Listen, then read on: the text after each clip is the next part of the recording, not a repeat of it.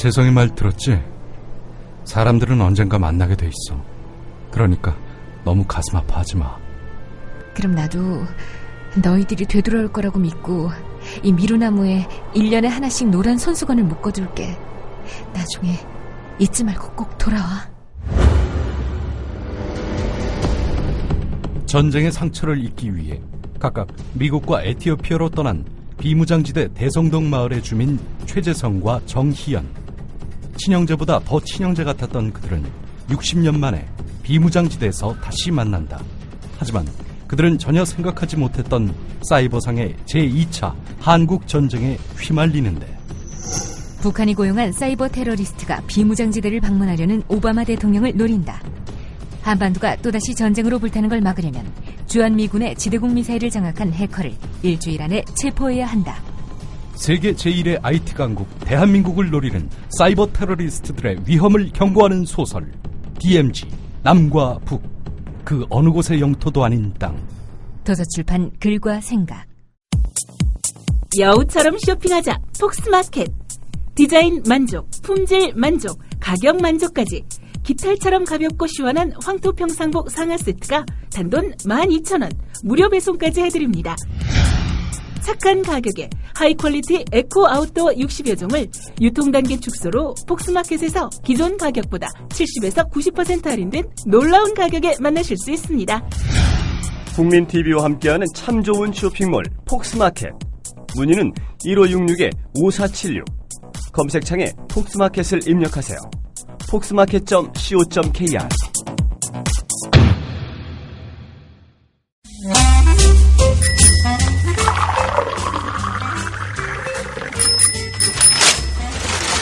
아침 신문 귀로 읽으세요.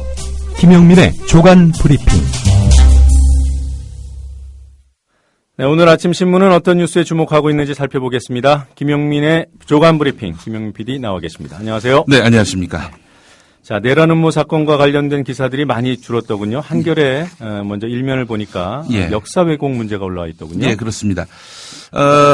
이 국방위원회 소속도 아닌데 왜 이석기 의원이 국방부에다가 그렇게 많은 자료를 요청했는지, 이런 의구심을 담은 기사들이 오늘 도하신문들 주요 기사인데요. 한겨레는 교과서 문제를 일면 머리 기사로 다뤘습니다. 친일 인사를 항일 인사로 둔갑시키고 독재 정권을 미화하는 이런 편협한 역사 서술로 논란을 빚고 있는 교학사 한국사 교과서. 자, 이 한국사 교과서에서 일본군 위안부 문제와 관련한 오류까지 발견되니까 이것 어떻게 이걸 합격시켰나? 예, 국사편찬위원회가 지금 도마 위에 올랐습니다. 네. 국사편찬위원회는 그 국사교과서 검정기관이지요. 재구시를 못하고 스스로 권위를 떨어뜨렸다는 비판이 나오고 있는데, 그 저간의 내막은 무엇이었는지 오늘 한겨레가 일면에서 다루고 있습니다. 전문가들 이야기가 있는데요. 검정심의위원회 구성과 검정 과정의 폐쇄성이 문제라는 그런 지적을 제기했다고 합니다. 예전에는 2차 검정을 마친 다음 최종 검정 통과 직전에 일선 교사들의 검증을 거쳤는데, 요즘에는 출판하기 전에 내용을 외부에 공개하는 것은 저작권 위반이라는 이런 어처구니 없는 논리에 밀려서 사실상 공개 검증 절차 없이 교과서가 발간되고 있다는 겁니다. 네. 김한종 한국교원대 교수가 인터뷰를 했는데, 나 같은 교수들도 아직 언론 보도 외에는 교과서를 접하지 못했다. 일반인과 교사들도 쉽게 접근할 수 있도록 제도를 개선해야 한다라고 말을 했습니다. 네. 검정심의위원회 구성도 마찬가지입니다. 익명을 요구한 한 역사학자가 이런 말을 했다고 하는데요. 학계에서 검정위원들 가운데 일부가 뉴라이트 성향의 역사 인식을 갖고 있다는 소문이 돌고 있다. 언론과 학계에서 철저하게 검증할 필요가 있다. 이렇게 말했다고 합니다. 앞서 인터뷰했던 김한종 교수도 학문적 업적이 검증된 다양한 검정위원들이 참여해서 적절한 검증을 거쳤는지 의문이다. 이렇게 지적하기도 했습니다. 네. 자, 한겨레 3면을 가니까 또 추가적인 해설 기사가 있는데, 이 뉴라이트 교과서가 말이죠. 수정, 보완 지적을 무려 479건 네. 받았다고 합니다. 국사편찬위원회에서 받은 건가요? 그렇습니다. 국사편찬위원회 검정심의위원회 심의 과정에서부터 이렇게 479건에 이르는 이런 지적을 받았다는 건데, 자, 물론 검증 과정에서 지적을 받는 거에 너무나 당연한 일이긴 한데, 문제는 다른 출판사와 견줘서 얼마나 지적을 받았느냐 하는 점인데, 딴 출판사의 2배라고 합니다. 네. 2배라고 하는 거죠. 지금 뉴라이트 교과서 왜 만들었습니까? 이 좌편향, 이 국사교육, 이거 바꿔야 된다라고 하면서 자기들이야말로 진짜, 사실에 입각한 역사 교과서를 만들겠다고 나왔는데, 이 지적이 다른 출판사에 비해서 2배다. 글쎄요. 이게 과연, 원래 이제 이 교과서를 만들겠다는 목적에 부합한 그런 결과치인지 또 의문이고요. 네. 특히 근현대사 관련한 그런 부분에 있어서 왜곡과 또 잘못된 해석, 인상 비평이 많다는 점에서 봤을 때 편향, 왜곡이라는 그런 지적을 적지 않게 받고 있습니다. 이따가 우리 김태년 의원을 모셨습니다. 예, 그래서 이따가 또 우리 인터뷰 시간에 상세하게 또 한번 그 이야기를 나눠보도록 하겠습니다. 네, 그렇게 하도록 하죠. 네. 자, 내려놓은 관련 소식들 양이 줄었다는 말씀을 좀 드렸는데, 예. 관심이 녹취록에서 다른 쪽으로 옮겨가는 것 같아요. 자, 제보자입니다. 제보자. 이 사람은 과연 왜 제보를 했는지, 또 동기는 무엇인지, 이게 또 관심인데, 한국일보 사면을 한번 보겠습니다. 자, 지금 제보자 이 씨가 과연 얼마만큼 증언할 것인지, 이게 이제 관심입니다. 국가정보원이 이석기 의원의 내란 음모 혐의를 수사와 재판을 통해 입증하는 데에는 이 제보자 이모 씨의 증언이 핵심이 될 것 같습니다. 이모 씨를 통해서 확보한 녹취록 외에 이른바 지하혁명조직이라 불리는 RO의 구체적인 강령과 목표, 활동에 대한 증거는 사실상 이 이모 씨 진술이 거의 유일한 것으로 알려지기 때문입니다. 이미 통합진보당 내부에서 신원이 노출된 이모 씨가 치열하게 전개될 법정 공방에서 국정원의 편에 서서 얼마나 적극적인 증언을 해줄 것인지 여기에 관심이 쏠리고 있는데요. 자, 국정원이 국회에 제출한 체포 동의 요구서를 보면은 본 사건은 RO 조직원의 제보에 의해 최초 단서를 포착하게 됐는데, 제보자는 장기간에 걸쳐서 사회단체에서 활동하다가 2004년경에 RO에 가입해서 현재까지 활동해온 핵심 구성원으로서 RO의 실체와 활동 내용에 대해 잘 알고 있다, 이렇게 밝혀서 이 국정원이 사실 이 체포 동의 요구서만 보면 이 사람 입에 상당히 의존하고 있구나라는 그런 판단을 하게 만듭니다. 네. 새로운 인생을 살겠다면서 국정원의 녹취록을 제공했다고 하는데요. 글쎄요, 과연 법정 증언에서 옛 동료들을 바라보면서 얼마만큼 증언할 수 있을지, 자, 이것도 굉장히 관심입니다. 그러니까 언론에 보도됐던 강령이라든가 무슨 조직 원칙 이런 것들이 문서로 존재하는 것이 아닌 모양이군요. 예, 그렇습니다. 자, 지금 이 사람 입에만 의존하고 이 사람이 준 녹취록에만 의존했을 경우 과연 이 어마어마한 내란 음모 혐의 과연 입증할 수 있을지도 의구심이고요. 네. 자, 조선일보 3면을 보니까 말이죠. 이정희 대표가 지난 2일 한 인터넷 매체와의 인터뷰에서 한 말이 나와 있습니다. 평범하게 사는 사람들도 한번 엎어버려 어디 가면 총도 많다더라 하는 경우가 있다. 그런 발언이 일부 있었다 해도 그것을 실행하기로 한 적이 없다라고 했다. 여기서 한 인터넷 매체가 어디죠? 이 말 많이 예. 낯이 익습니다. 예, 그렇습니다. 전에도 뉴스타파가 이제 이 페이퍼 컴퍼니 네. 지적을 했을 때 그때도 유수의 언론들이 한 인터넷 매체라고 이렇게 보도를 해서 빈축을 샀는데 말이죠. 글쎄요, 분량이 모자라서, 국민 TV 라디오, 노종면의 뉴스바에 출연해서 이런 말을 했다라고 한마디 해주는 거. 이거 기대하지 않으니까 괜찮습니다. 예, 조선일보에까지 실리는 거는 기대하지 않으시는 것 같은데 전 좀 기대했습니다. 저는 이 기사를 왜 뽑으셨나 했는데 이런 이유가 있었군요. 그거 말고 이 공안정국, 특히 북한 관련한 기사는 조중동 웬만하면 안 뽑습니다. 왜냐하면 위험 부담이 있기 때문입니다. 북한 관련한 기사는 오보가 나도 이건 오보라고 규정되지도 않고 말이죠. 이게 소씨와 관씨에 의존하는 보도는 예. 사실 위험한 측면이 있기 때문에 우리 예. 청취자 여러분들께서도 조심하는 것이 좋을 것 같아요. 소씨와 관씨요? 소식통과 관계자. 소식통과 관계자. 당시도 있습니다. 네. 당국자. 자, 경향신문 3면을 보겠습니다. 국정원이 이석기 의원을 비롯한 현역 의원이 포함된 대규모 내란 음모 및 국가보안법 위반 사건을 공개 수사로 전환하면서 최고의 주가를 올리고 있다. 이렇게 이야기를 하고 있는데, 자, 국정원은 공개 수사 전환 후에 미리 짜놓은 각본처럼 주목도가 높은 소재들을 쏟아내고 있는데, 온갖 그 당원들, 통합진보당 당원들에 대한 체포, 구속영장을 청구했고요. 또 이들이 말했다는 녹취록을 공개했고요.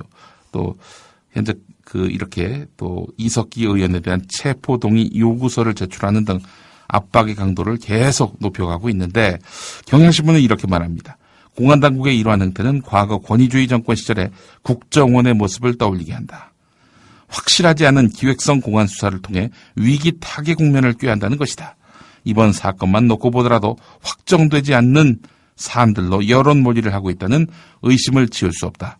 법률 전문가들 사이에서는 내란 음모 혐의의 핵심 증거인 녹취록 내용에 대해서 실질적 위험성이나 내란 실행을 위한 구체적 계획을 세웠다는 사실을 확인하기 어렵다는 견해가 많다. 녹취록의 증거 능력도 아직 검증되지 않았다. 이렇게 지적하고 있는데, 한홍구 성공회대 교수의 말이 있습니다. 국정원이 공안 사건을 일으켜 전국을 전환시키는 일은 현대사에서 반복적으로 있어왔다. 그때마다 민주주의는 후퇴했다. 또 다른 교수가 아니군요. 한홍구 교수가 계속한 말입니다. 이번 사건도 이석기 의원을 비롯한 여러 사람들의 발언 내용이 황당한 거지 내란 음모죄 등으로 단정하기에 이르다. 국정원을 문민 통제의 틀 안에 가두는 방법을 고민하는 일이 한국 민주주의의 중요한 과제가 됐다. 이렇게 말을 했습니다. 네. 문민 통제라는 말. 이 말을 처음 한 분이 바로 유시민 전 의원이었는데요. 그때는 이 국정원이 아니라 검찰을 상대로 해서 네. 문민 통제가 필요하다라는 말을 했었는데, 국정원만이 아닌 것 같습니다. 우리 사회에 문민 통제가 필요한 집단이 말이죠. 심판받지 않는 권력이라고 하죠. 정권이 바뀌든 말든 항상 그 권력은 유지되는 사람들. 심판받지 않는 권력들. 이 무소불위의 권력을 견제할 수 있는 장치. 이게 바로 민주주의의 성숙도를 가늠하는 그런 기준이 되지 않을까 싶기도 하고 말이죠. 네. 그렇습니다. 자, 이 국정원 말이죠. 수지김 간첩 조작 사건이라는 전력이 있습니다. 네. 50 시절이었죠.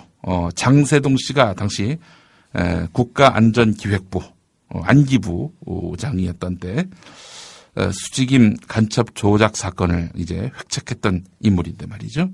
자, 이 수지김 간첩 조작 사건과 관련해서 구상금을 내야 합니다. 구상금이란 뭐냐면은 이 장세동 씨가 이제 현직이 아니지 않습니까? 네.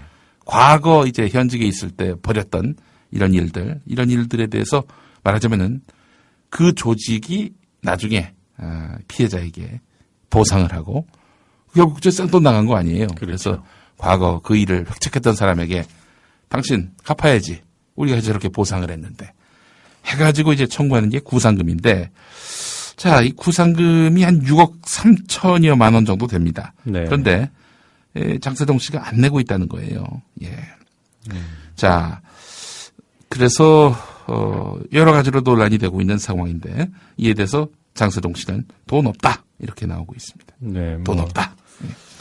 모시던 분의 철학을 이어받는 것 같습니다. 철학도 철학이죠. 예. 자, 그러나 그 미납 추징금은 이자를 환수하지 않는데 예. 구상금은 이자까지 포함하는 모양이죠. 예, 그렇습니다. 6억 3천만 원. 네. 네. 자, 근데 언젠간 낼 것 같습니다. 전에 모시던 상사의 철학을 이어받는단 말이죠.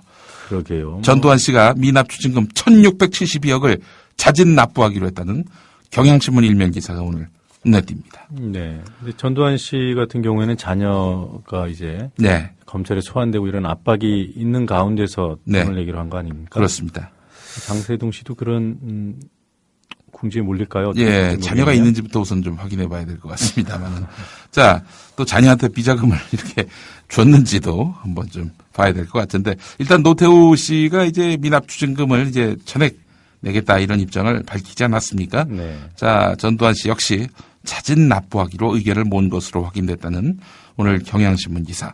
구체적으로 보겠습니다. 어제 그 전재용 씨가 피의자 신분으로 소환 조사됐지요. 네. 59억 원의 법인세 탈루와 범죄 수익, 은닉 등의 혐의를 받고 있는 건데 전두환 씨 자녀가 소환된 것은 검찰의 수사가 시작된 이후 처음입니다. 사정당국 고위관 예자의 말을 빌린 건데 전두환 씨 측에서 최근에 미납 추징금 전액을 가급적 자진 납부하기로 의견을 모았다. 전두환 씨 일가는 자신들이 보유하고 있는 자산 전체를 처분해 도 1,600억 원 정도를 마련하기가 쉽지 않다고 보고 모자라는 자금을 마련하는 그런 방안에 대해서 논의하고 있다. 뭐 이렇게 밝혔다고 하는데 일단은 900억에서 1,000억은 우선 납부하기로 결정한 것으로 알려졌다는 겁니다. 아니 그러면 그동안 돈 없다고 29만 원밖에 없다고 얘기했던 거는 거짓말이었다는 거 아닙니까? 예, 뭐 납부하기로 했다는 것에 방점을 두기보다는 그동안 있어도 안 냈던 전두환 씨의 이중적 행태에 대해서 우리가 좀 관심을 가져야 될 것 같습니다. 그 있는 돈을 못 찾아낸 검찰이나 정부의 그렇죠. 책임도 묻지 않을 수가 없습니다. 글쎄 말입니다. 이건 뭐 전 정권도 문제죠. 김대중 노무현 정부 때에는 왜 이런 것들을 제대로 잡아내지 못했는지 이게 또 참 지적하지 않을 수 없는 부분입니다. 네. 아니 이 제 이름이 들어있는 기사를 뽑아오시면 어떡합니까? 예. 근데 굉장히 중요한 기사라서 안 뽑을 수가 없었습니다. 한국일보 10면에 나와 있는 기사인데 전 1면에 나올 만한 내용이기도 하다 이렇게 보는데 어제 그 재판이 있으셨죠? 네. 서울중앙지법 민사합의 35부 심리로 진행된 노종면 전 YTN 노조위원장 등의 손해배상 청구 소송 속행 공판에서 아주 중요한 사실이 드러났습니다. 이명박 정부의 낙하산 인사 반대로 촉발된 YTN 기자들의 해고 그리고 체포 과정에서 그 이름도 유명한 악명 높은 민간인 사찰의 주체 총리실 공직윤리지원관실이 수사를 지휘하던 현직 경찰서장을 찾아가서 압력을 넣은 사실이 법정에서 드러난 것입니다. 압력을 넣었다면 이분들 잘 봐달라 이런 압력이었겠습니까? 빨리 잡아 넣어라 뭐 이런 의미였겠죠. 자, 노종면 전 위원장 측 변호인이 지난주 제출한 서면 질의 답변서에 따르면 당시 YTN 사태 수사를 담당하던 김기용 서울 남대문 경찰서장 이분이 나중에 그분하고 다릅니다. 그분 다른 분입니다. 네. 이름이 똑같아서 네. 경찰청장인 줄 알았습니다. 그분이 아니군요. 동명이인의 김기용 서울 남대문 경찰서장은 정확히 누군지는 모르겠지만 경찰서장실에 지원관실 직원이 찾아와서 수사상 특히 YTN 노조 측 폭력 행사 부분을 우려스럽게 보고 있다라고 직접 말했다라고 답변해서 지원관실의 압력을 받은 사실을 인정했다는 겁니다. 네. 당시 김기용 서장을 찾아간 총리실 직원은 이미 불법 사찰 혐의로 기소돼서 1, 2심에서 징역형을 선고받은 원충현 전 조사관으로 드러났습니다. 네, YTN 담당관으로 드러난 사람인데요. 예. 원충현 씨 말고 한 명이 더 같이 갔던 것으로 예. 김기용 서장이 진술서를 작성을 했습니다. 예, 그렇습니다. 김기용 씨가 진술을 했기 때문에 이게 사실은 YTN 노조에게 우호적인 입장에 서 있지 않는 분이 이런 진술을 했다 하면 결국 공직윤리지원관실 직원이 YTN 사태 수사에 압력을 가했다라는 것이 명징하게 드러나는 대목으로 보입니다. 이렇게 원충현 씨 등 사찰팀이 남대문서를 방문하고 예. 얼마 지나지 않아서 저를 비롯한 YTN 기자들이 체포되고 구속됐던 거죠. 예.